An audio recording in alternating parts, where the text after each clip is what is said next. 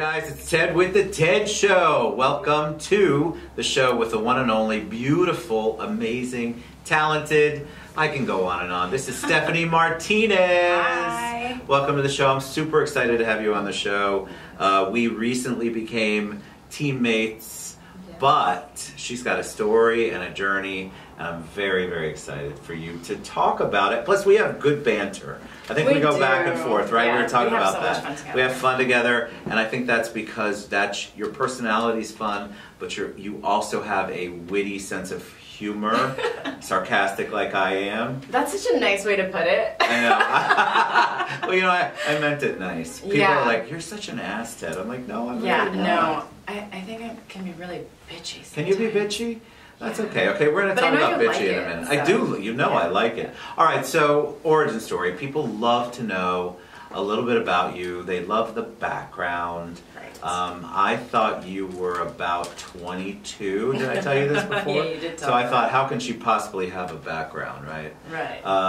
But tell them a little bit about Fresh you. out the womb. I'm not 22. I'm actually 32. Which you look amazing. Well, I'm not 32 yet. So I have this thing, right? It's like a mind trick that I do to myself.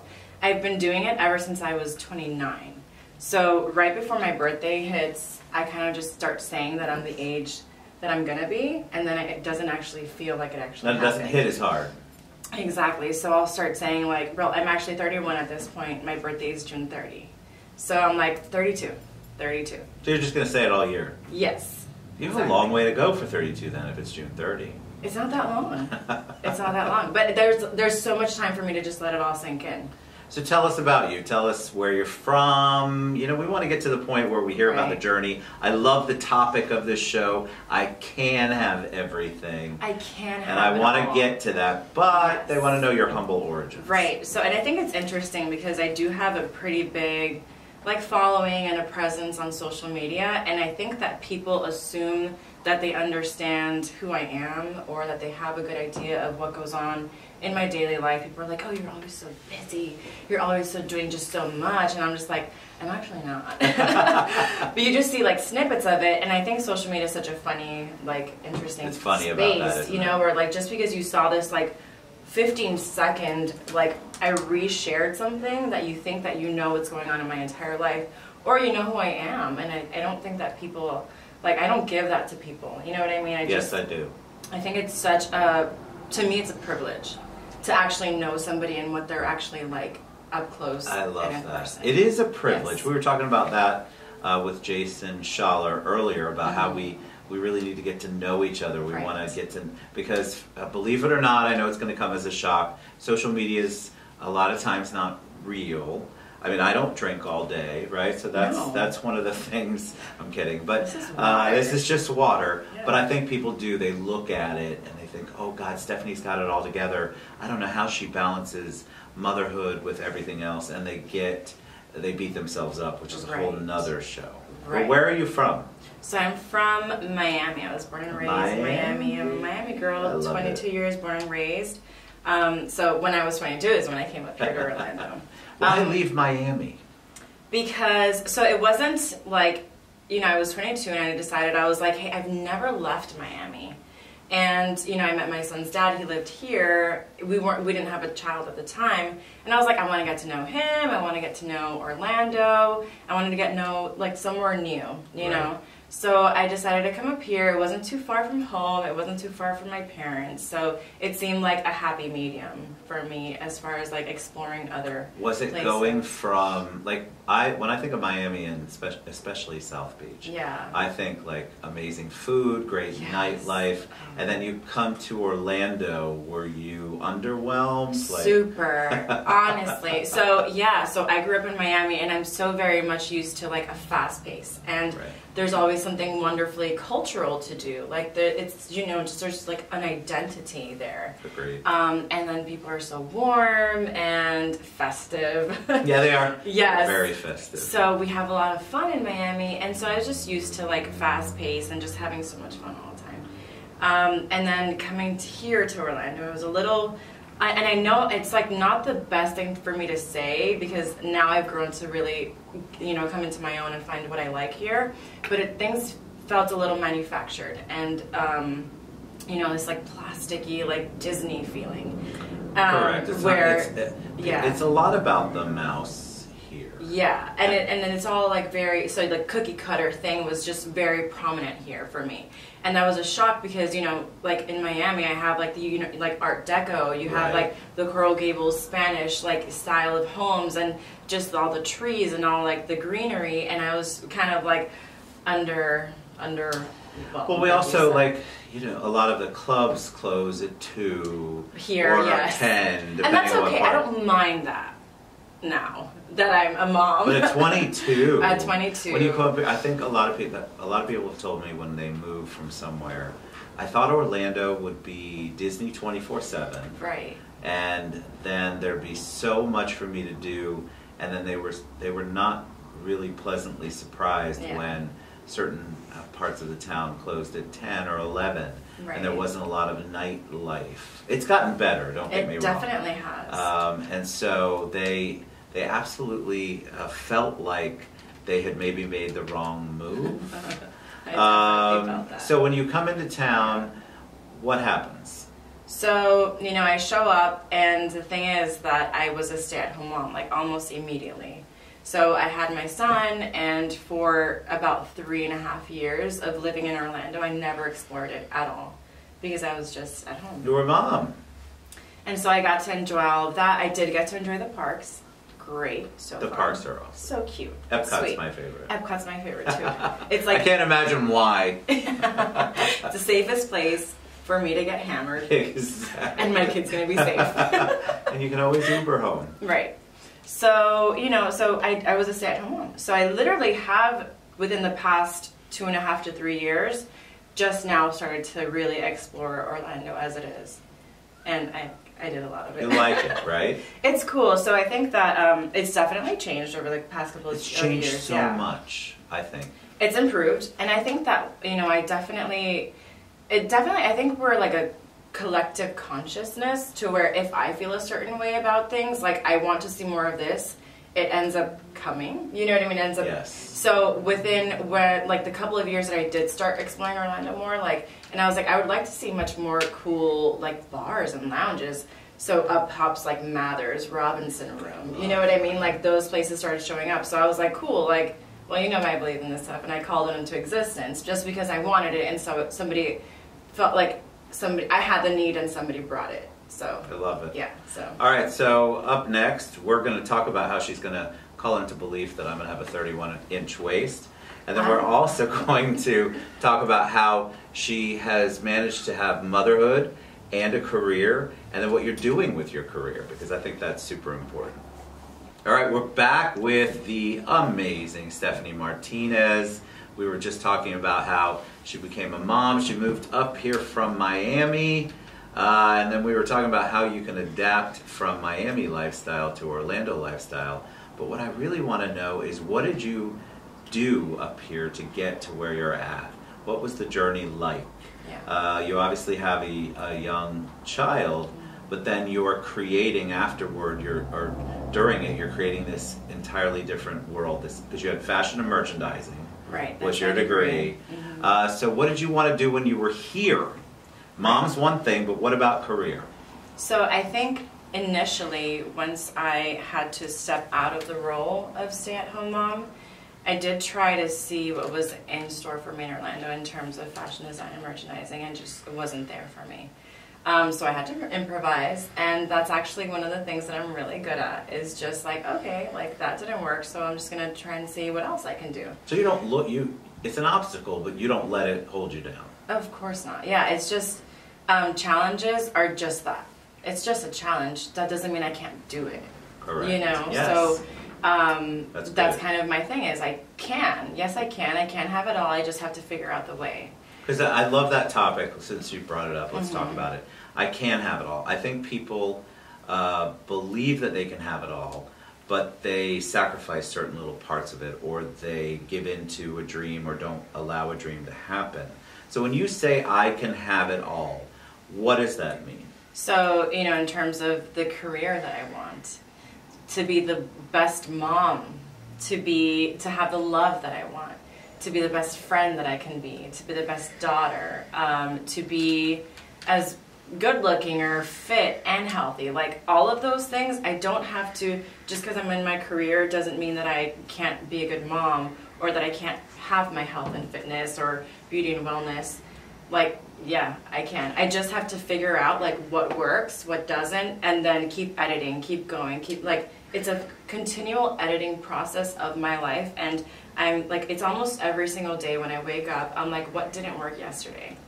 And so then I'm like, let's change that today. That's so important. I think that people learn the lesson, or maybe they never learn the lesson. They get knocked down, something didn't work, and they're like, okay, the whole thing doesn't work. Right. But you're not giving up on the whole thing. No. You're just learning from one aspect of it and going, all right, that didn't work the way I wanted to. What can I do differently? But it's not making you go, well, now I'm a bad mother, career person, daughter, friend. Right. You're just talking about one aspect Exactly. of it. So what do you do, just to give them some ideas? First of all, talk 1 second about career. Where are we at in our career? So currently, leaps and bounds. So I was a stay-at-home mom.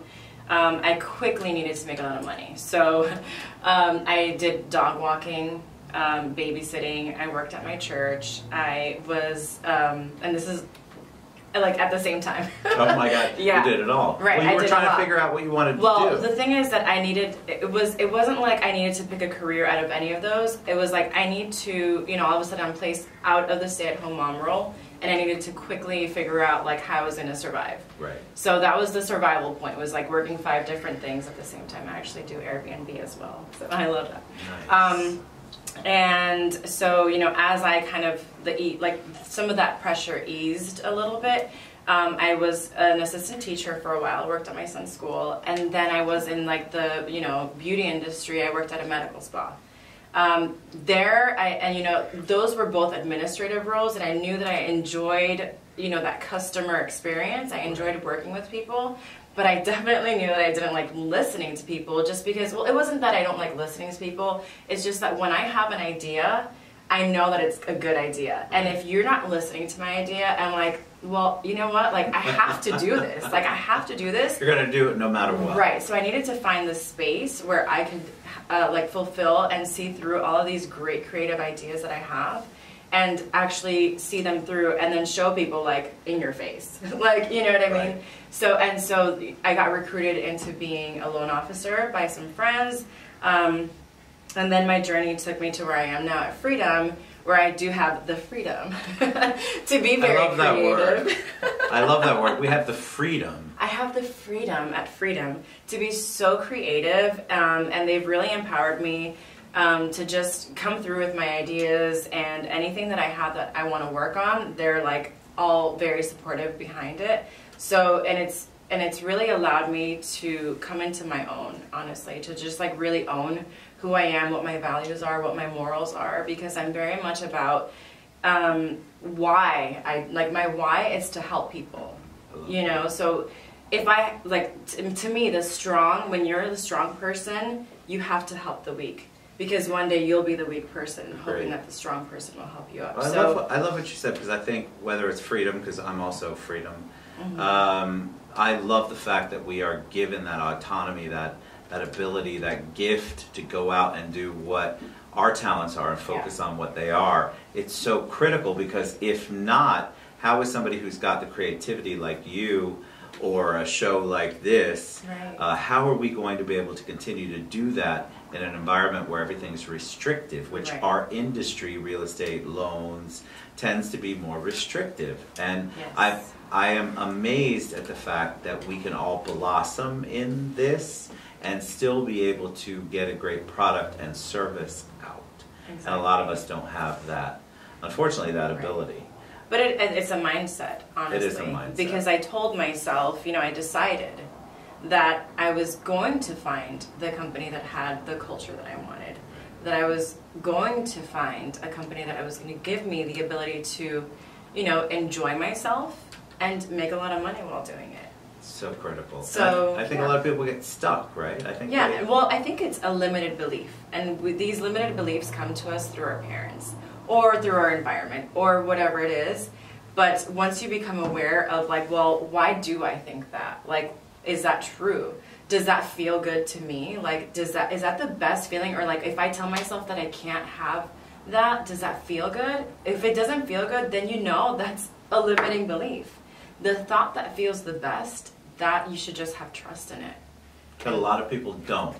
Right. So up next, I want to talk a little bit about that feeling, because I think a lot of us ignore it. I think a lot of us don't believe in it. We don't trust our gut.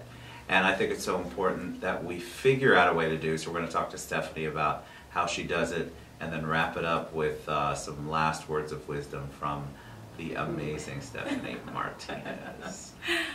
All right, we're back with Stephanie Martinez, and we were talking about really how to make sure that your life has the abundance in it that it needs to. I can have it all. And I think when people hear that, they're a little afraid of it.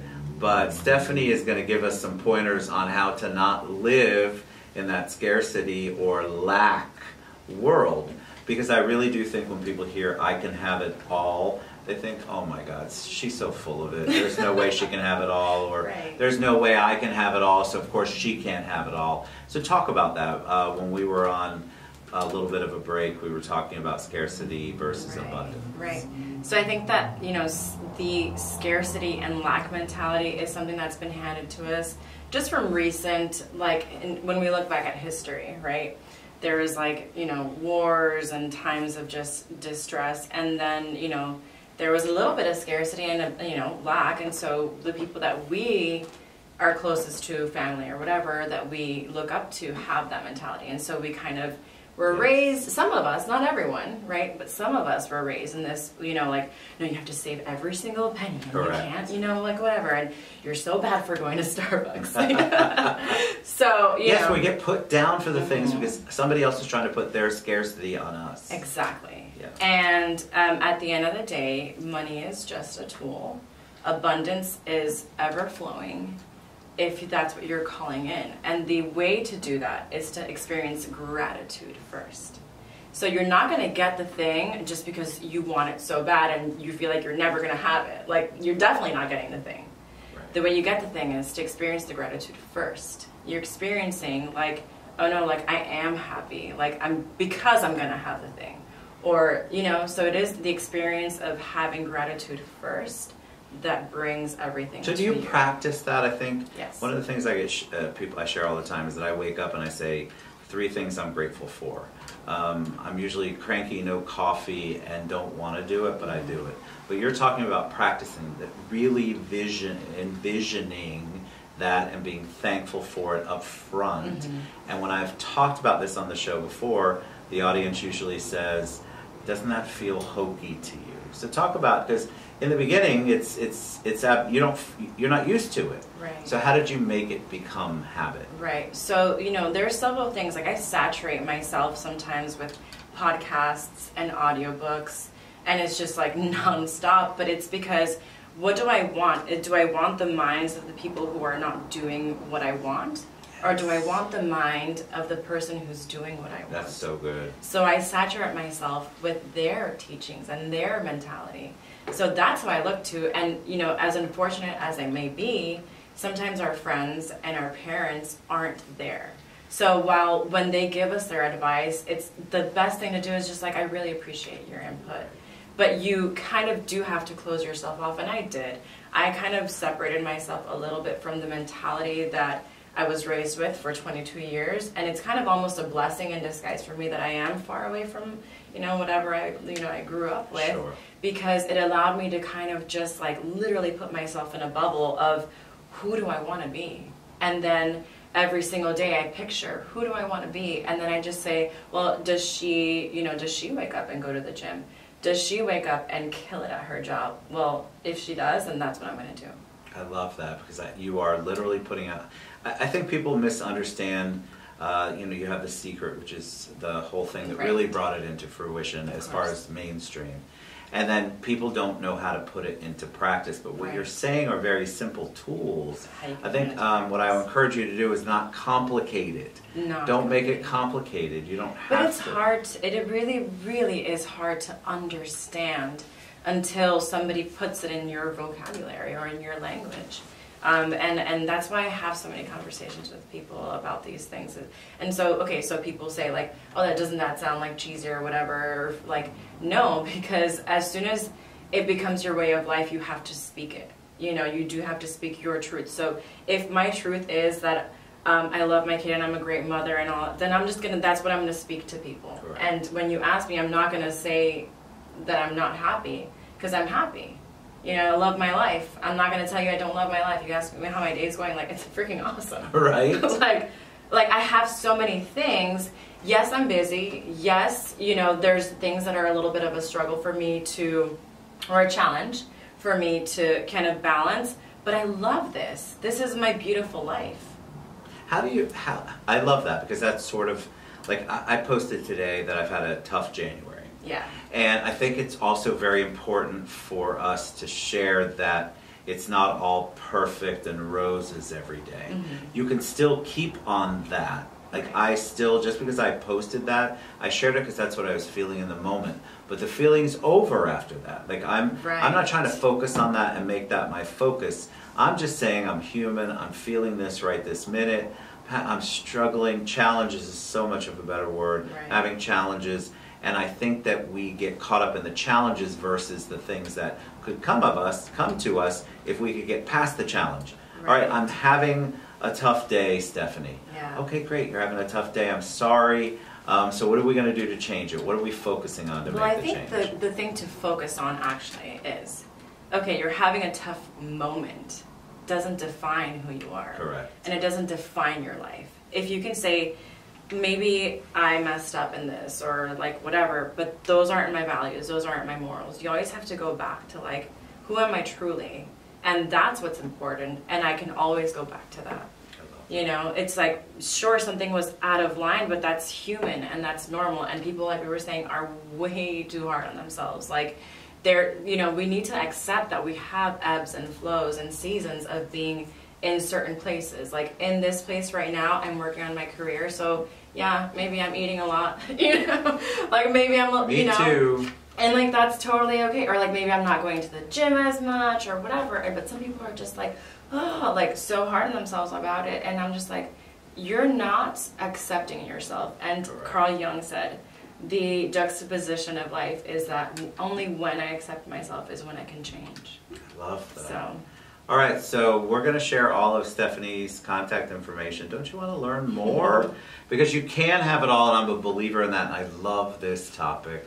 And she's obviously an open book and accessible, and I know her personally, and I promise you that if you reach out to her, she's going to be fascinated and kind of take you under her wing. I don't need 100,000 of you to do that, but I definitely think a few people would be good. All right, so gratitude's big. You mentioned it earlier. Can you give a shout out to somebody or something that you're grateful for? Because we're really big about saying it out loud. That's what she said earlier. Speak it. Yes. So definitely, I think it was about 3 years ago was when I really just dove into my church. It's called Discover Grace. The main campus is in Maitland, and just the people there, that truly does feel like family. You know, we have a community group, and everyone there, it's funny because I know so many people, and you know I know so many people, but my favorite people, my favorite people are my people from church. I love that. Yeah. So my religion, my belief, my faith, that has been the absolute foundation of what took me from, you know, a place that I could have probably been stuck in for a long time. You know, like I could have dwelled in a bad place. But because I had that, building me up, like up and up and up and up, and it's continual. You know what I mean? That's a continual journey, getting closer and closer to Christ. It took me, like, it's super quick for me to bounce back from a bad spot. I love that. Mm-hmm. Thank you for sharing. All right, she's amazing. So the one and only Stephanie Martinez, thank you so much for being on the show. Thank you for having me. We love you me. guys, and we will see you back soon. Mwah.